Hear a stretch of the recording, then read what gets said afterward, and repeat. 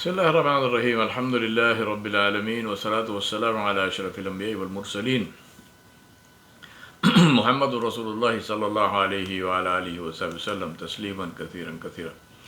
Amma ba'du, my brothers and sisters, when Rasulullah sallallahu alayhi wa sallam migrated to Medina, and we spoke about that in the last few sessions, we need to understand what kind of society he came into. And remember, he came to that society not as a visitor, he came as the ruler. He was invited there to come and be the ruler of that place. So his coming was very different from how it would normally be for anyone else. Now, Medina was a very cultural and multi-religious and ethnic place. There were five major tribes in Medina. There were 3 Jewish tribes and 2 Arab tribes. The Jewish tribes were the Banu Qaynuqa, the Banu Qurayza, and the Banu Nadir. And the Arab tribes were Aus and Khazraj.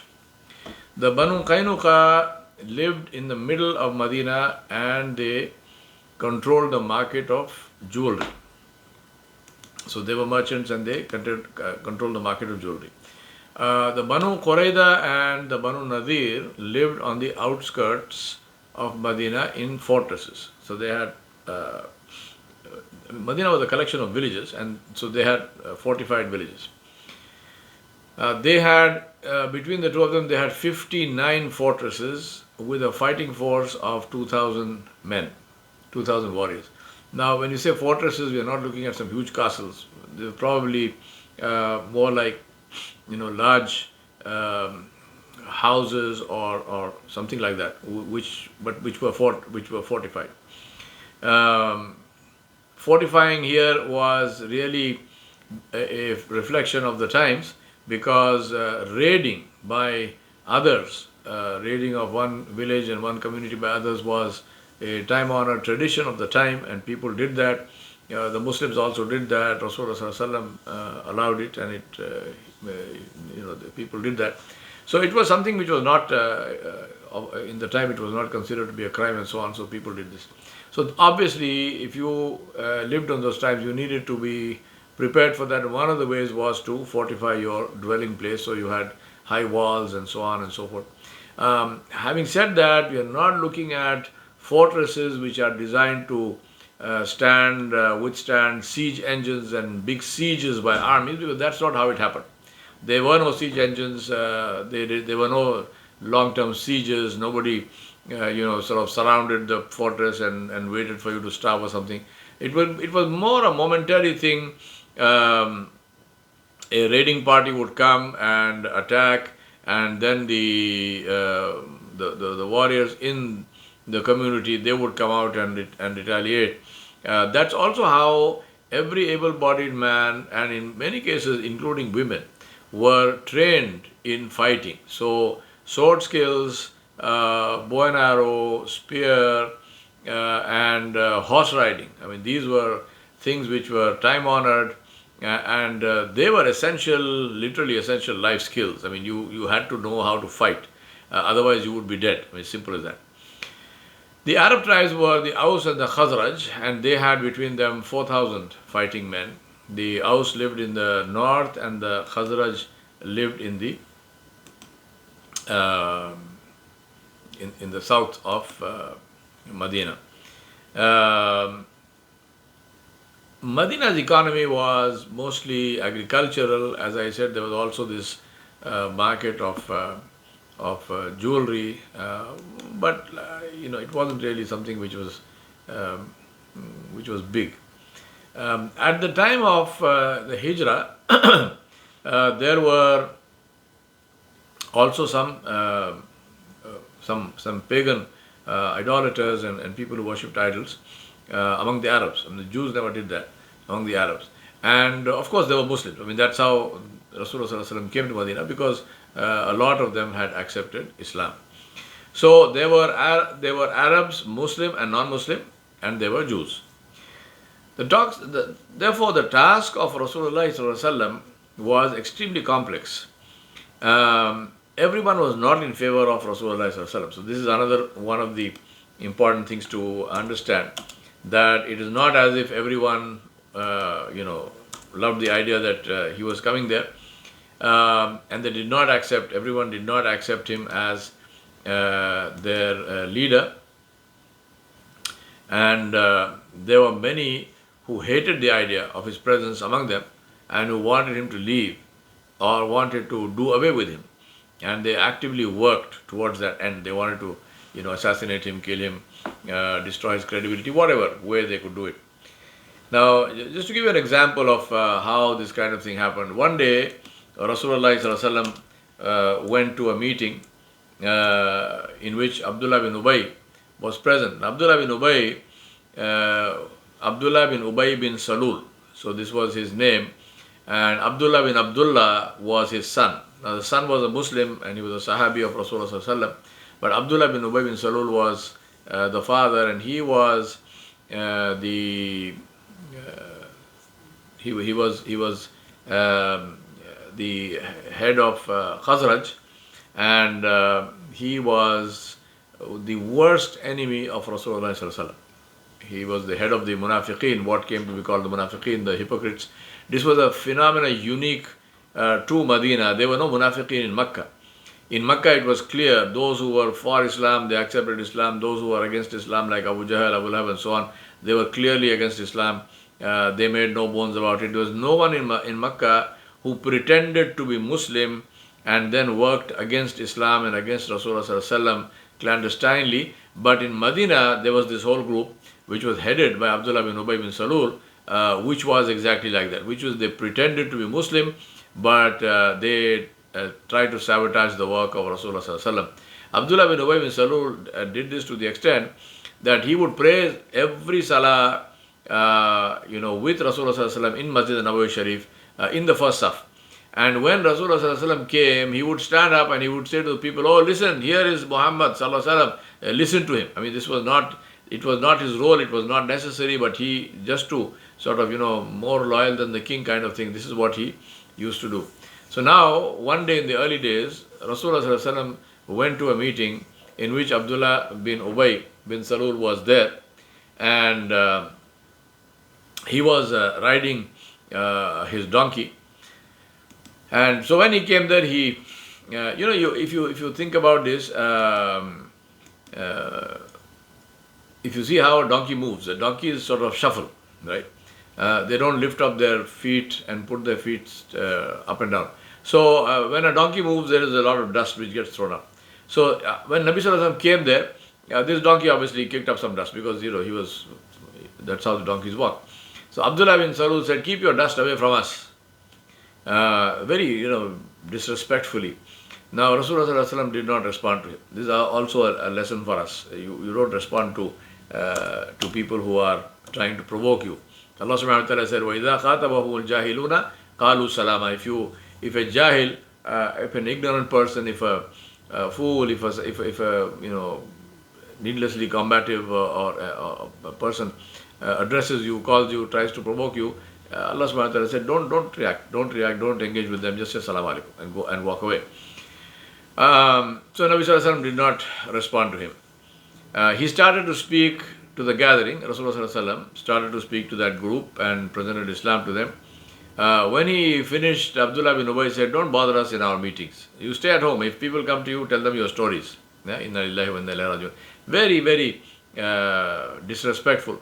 Now Abdullah bin Rawaha radiallahu anhu, who was a Sahabi of Rasulullah, he was present in that meeting, and he said, "No, we want you to come to our meetings and we want you to talk to us, so you please come." Now an argument started and gathered force, but Rasulullah calmed the people down, and once they had calmed down, he left. Then Rasulullah went to the house of Sa'ad bin Ubadah radiallahu anhu, and told him what happened. So Sa'ad bin Ubadah said, radiallahu anhu, see, people very, very understanding also. I mean, they were calm and people. So he said, he told Nabi Sallallahu Alaihi Wasallam then the reality of Abdullah bin Ubay. He said, Abdullah bin Ubay was about to be crowned and declared the king of the Khazraj. And as a matter of fact, he was getting a crown made for himself, right? He had designed a crown. Is completely unique. This is something which was totally out of keeping the uh, keeping the out of keeping with the tradition of the Arabs. The Arabs didn't have any kings. They never had any kings. They had tribal chiefs, but there was no crown king and so on. But Abdullah bin Ubay was trying to change that and wanted to become king. They had agreed, and he was even getting his crown made. And so Sa'ad bin Ubadah radiallahu anhu said to him, Ya Rasulullah, he was about to be declared king when you arrived. So he sees you as someone who has stripped him of his kingdom. And so his resistance is there, and it's understandable. Now, Rasulullah understood this. I mean, this was the story of the thing. Now, when you think about the Sirah and you think about Medina, you say, well, what were the key things that Rasulullah did? What were the the key processes, the key institutional things that he did, which made this whole period of his stay in Medina so amazingly powerful and so amazingly, what's the word for, so productive, right, in terms of dawah. He did three things. One was he built Masjid Nabawi al-Sharif, right, the masjid of the Prophet ﷺ.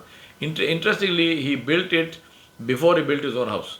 I'll tell you the story in a minute. So that's very interesting to understand and think. He did not put his house before. Today, when we look at the work of Deen and anything, we say, oh, but you see, I have to do this and this and this. All those things are things of the dunya. All those things are things which relate to the world and our worldly affairs. And then when we have some spare time, we say, okay, now I'm ready to go and sit in a halaqah, I'm ready to go and learn some deen, I'm ready to go learn the Quran, how to read the Quran and so on. We do not give that primacy. Whereas with the Sahaba, Ridwanullahi alayhim ajma'in, the deen had primacy. So Rasulullah built the masjid before he built his house. And that is something that is a matter of, lesson for us to think about how we approach deen and how he, sallallahu alaihi wasallam, approached deen. The second thing he did was he formed this brotherhood, this amazing brotherhood based on faith between what were called the Muhajirun and the Ansar. The Muhajirun were the people who came from Mecca and elsewhere because they came from Abyssinia and so on and so forth. Salman al-Farsi came from Persia. So people who migrated to Medina, and the Ansar, these were the people who helped them in Medina, the helpers. So we in Sirah literature we call the Muhajirun and Ansar, the migrants and the helpers. It's important to understand that almost all the Muhajirun were really refugees because they didn't come leaving behind assets. They came because they were driven out of their society. Of course, obviously they also came to be with Rasulullah, so there was that aspect to it as well. So Nabi Sallallahu Alaihi Wasallam formed this brotherhood. Now, why is this unique? It's unique because in the Arab tradition, one of their very coveted and respected bodies of knowledge was the knowledge of genealogy. For example, Abu Bakr as-Siddiq radiallahu anhu was an expert in genealogy, and there were others who could, if you told him your name, for example, then he could trace your ancestry back. And people remembered that. Today we live in a world, subhanAllah, may Allah have mercy on us. Now, I have actually met people who do not even know the name of their father. Right? I mean, this is, you might be shocked, but I've met many people here in America who do not even know the name of their father. Kids, children who don't even know who the father is. Let's leave that aside, but the point is that if I ask you how many of you know the name, not Nani, Dadi and Ummu and so on, name of your mother's mother. That is the reason I'm asking you that particular linkage, right? Do you know the name of your mother's mother? The name of my mother's mother was Mumtaz Nisa Begum. May Allah subhanahu wa ta'ala fill her qabr with nur and grant her Jannatul Firdaus al-A'la. Many of us do not even remember the name of our mother's mother. I'm linking that lineage because it is a woman to woman. The men's name still we remember. Father's father we remember, right? Mother's father also we might remember. But mother's mother, and if you remember that, then tell me what was her mother's name, which is your great grandmother. That's just two generations.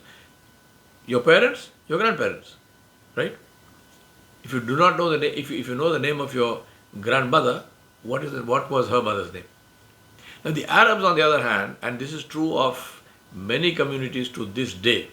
In India, among the Hindus, there is a community, their highest caste of Brahmins is a caste called Chaturvedi. In the Chaturvedis, it is part of their marriage ceremony that one full day is allocated to the reciting of the lineage of the bride side and the groom side. So they have these priests who are experts in lineage, and they come and they recite this lineage, and they go back God knows how many generations, right? Generation after generation after. So this knowledge is preserved. It's preserved. I mean, today, it's like, they have this ancestry.com and so on, which do research in or other. I don't know what level of research they do, but anyway, you spit in a test tube and you send it to them, and they do a DNA analysis and they tell you that you are the second cousin to King Charles or something. The point is that we are not talking about that. We are talking about actually remembering. And obviously, if you want to try to create your family tree today, it's probably impossible because nobody kept those records, right? For most of us. But for even in other communities, in our communities and so on, you will probably find family trees of kings, royal families. Somebody who's got a connection with the royal family, you would find that because somebody took the trouble to keep those names alive. But general people, our garden variety lizards, nobody knows anything. That was not the case with the Arabs. The Arabs took a great deal of pride in their lineage. They remembered, they narrated. Even the naming, for example, right? Our names have no, sometimes people even give people a name because it sounds nice. What's that got to do with anything? But anyway, the Arabs didn't do that. They always have this Fulan bin Fulan bin Fulan bin Fulan bin Fulan. So and so, the son of so and so, the son of so and so, the son of so and so. So this way the lineage was preserved. Now this was the reason I'm saying, spending all this time on, because this was the basis of their brotherhood. So I am the brother of so and so because he is connected to me lineage wise, which automatically meant that he was also from my tribe. Right? So he was from whichever tribe that I came from, that I come from. Sometimes the name itself would indicate the tribe. For example, Ghamdi is a very famous and big tribe in Saudi Arabia, for example, even today. So Sheikh Saad al-Ghamdi, who is the Hafizahullah, the great reciter of Quran, he is from the tribe of Ghamdi. So this way, you have different tribes and so on. Now this was the adhesive. This was the reason for brotherhood at the time of Nabi Sallallahu. Even today, this is the reason for brotherhood.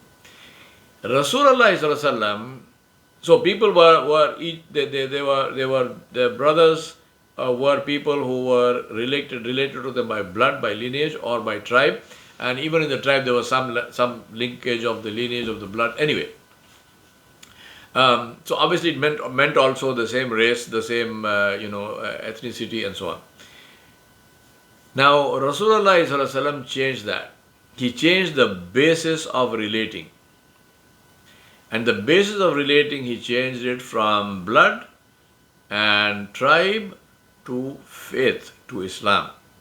So a Muslim was the brother of another Muslim, irrespective of whether that other Muslim was related to him by blood or not, or related to him by tribe or not, or related to him by ethnicity or not, or nationality or not, and so on and so forth. As long as they were both Muslim, they were brothers.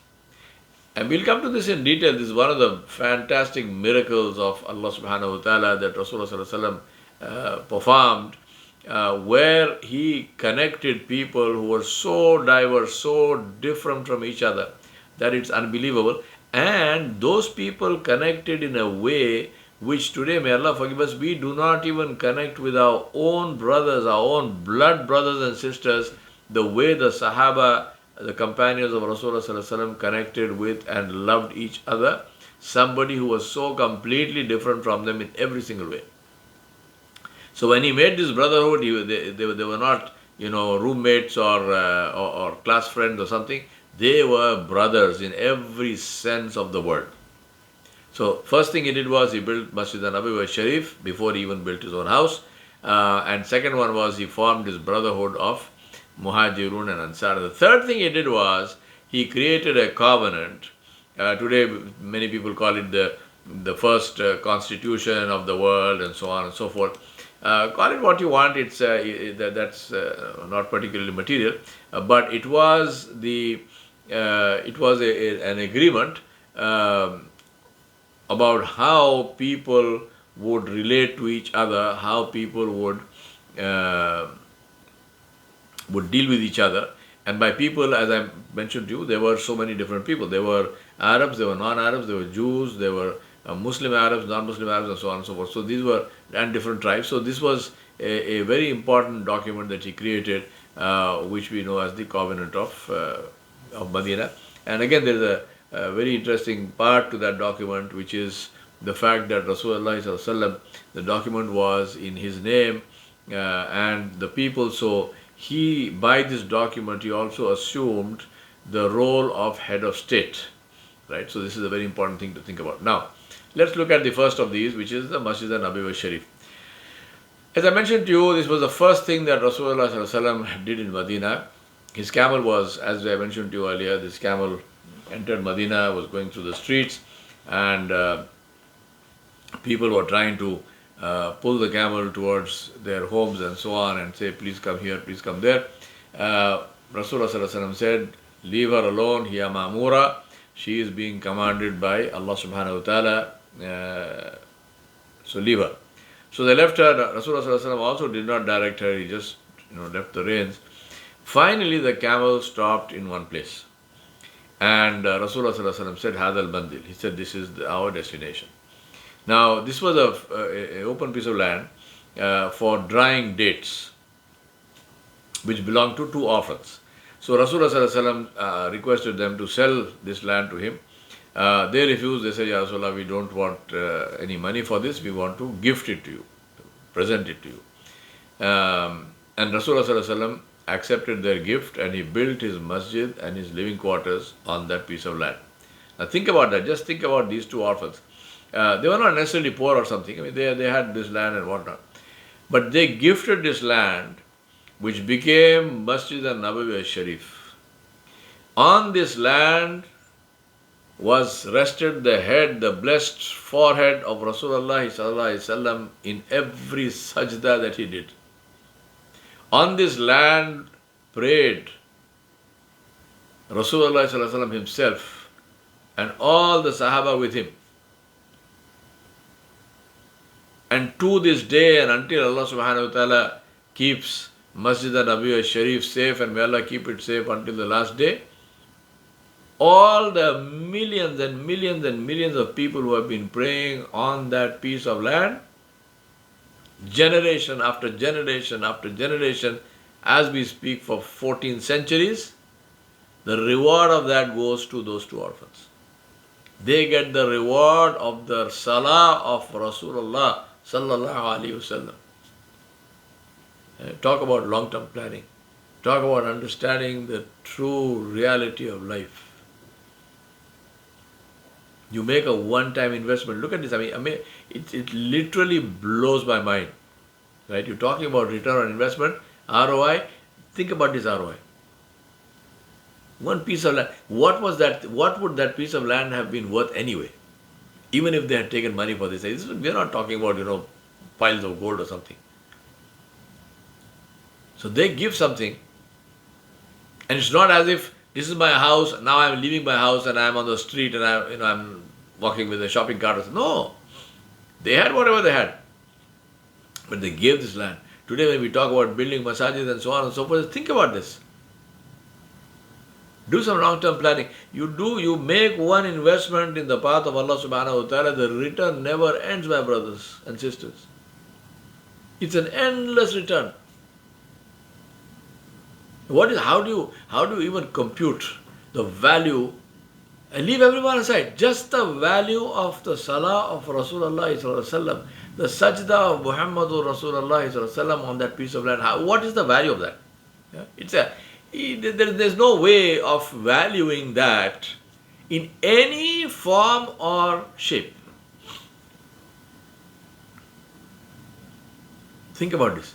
Now, Allah subhanahu wa ta'ala said, وَفِي بُيُوتِ أَعُوذُ بِاللَّهِ مِنَ الشَّيْطَانِ الرَّجِيمِ وَفِي بُيُوتٍ أَذِنَ اللَّهُ أَن تُرْفَعَ وَيُذْكَرَ فِيهَا اسْمُهُ يُسَبِّحُ لَهُ فِيهَا بِالْغُدُوِّ وَالْآصَالِ رِجَالٌ لَا تُلْهِيهِمْ تِجَارَةٌ وَلَا بَيْعٌ عَنْ ذِكْرِ اللَّهِ وَإِقَامِ الصَّلَاةِ وَإِيتَاءِ الزَّكَاةِ يخافون يوما تتقلب فيه القلوب والأبصار ليجزيهم الله أحسن ما عملوا ويزيدهم من فضله والله يرزق من يشاء بغير حساب. Allah subhanahu wa ta'ala said in Surah An-Nur, in houses, the masajid, which Allah has ordered to be raised and to be clean and to be honored and to be preserved, in them His name is glorified in the mornings and in the afternoons or the evenings.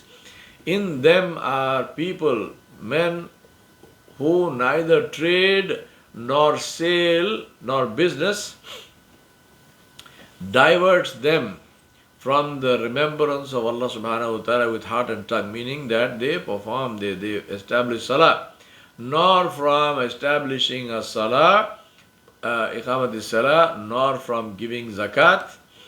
They fear a day when hearts and eyes will be overturned from the horror of the torment of the day of resurrection. May Allah save us from that.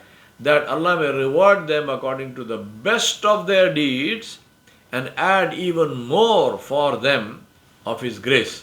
And Allah subhanahu wa ta'ala provides without measure to whom He wills. These are, as I mentioned, these are these are the ayat of Surah An-Nur, and absolutely fantastic. Just think about this. Allah subhanahu wa ta'ala is saying that for people who build masajid, maintain masajid, support masajid, and then they support is not just writing checks, going there, they pray there, they clean the place, they do all this, and then they remember Allah subhanahu wa ta'ala in salah and in dhikr and so on, and they give zakat, and they are connected with Allah subhanahu wa ta'ala, they fear the day of judgment. Allah subhanahu wa ta'ala will reward them according to the best of their deeds. Now think about this. What is the meaning of reward according to best of the deeds? Reward according to best of the deeds means that in all my life, right? In all my life, I may have done so many things. I would have prayed, I would have fasted, I would have given charity, zakat, and I would have given voluntary charity, and I would have made umrah, and I would have made hajj, and I would have read Quran, and what not, right? I would have helped people, so on, so on, so on. In my life, I would have done, so many good deeds. Now, out of all of those, as we know, the only ones which count are the ones which Allah accepts, which are full of ikhlas, which are full of sincerity, which are done purely and purely for the pleasure of Allah subhanahu wa ta'ala.